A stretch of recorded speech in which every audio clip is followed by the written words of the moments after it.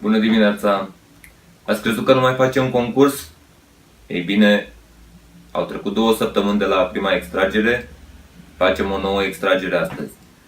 Avem powerbank-ul, avem cele 2 vouchere și avem o listă de potențiali câștigători.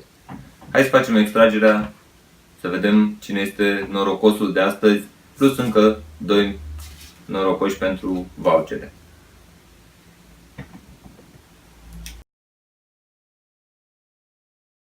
Bun, noi am numărat lista de subscriber de pe YouTube.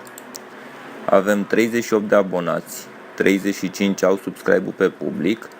Eliminăm pe cei 2, adică subsemnatul și colegul Mihai, rămân 33 de participanți. Și o să alegem de la 1 la 33, numărul 12 pentru powerbank. Hai să vedem cine este numărul 12. 1, 2, 3,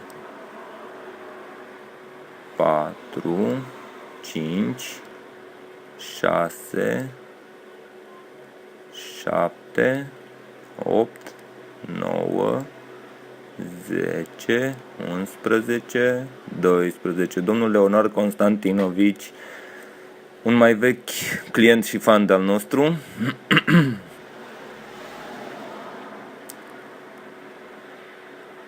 Constantinovici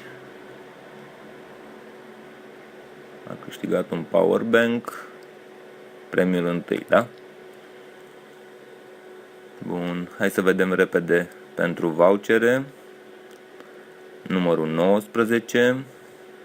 Deci dacă aici eram la numărul 12, 13, 14, 15, 16, 17, 18, 19. Cam greu de pronunțat. Îi dăm direct pest. Șarucan. 1, 2, 3, 4, 5, 1.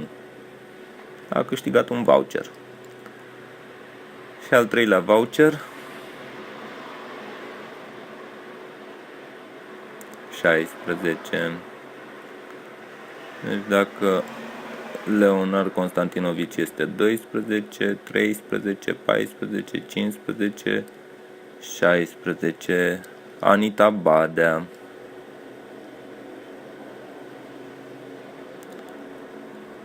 Anita Badea, un voucher, premiul 3.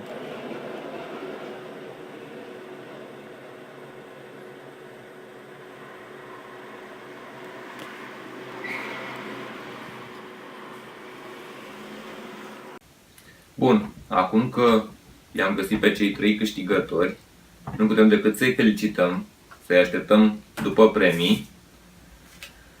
Iar voi, dacă vreți să câștigați, e simplu. Like paginii noastre de Facebook Safe Computer Tomis Nord, subscribe canalului de YouTube și eventual puteți să dați și un share, să afle toată lumea despre acest concurs, despre Safe Computer. O zi bună!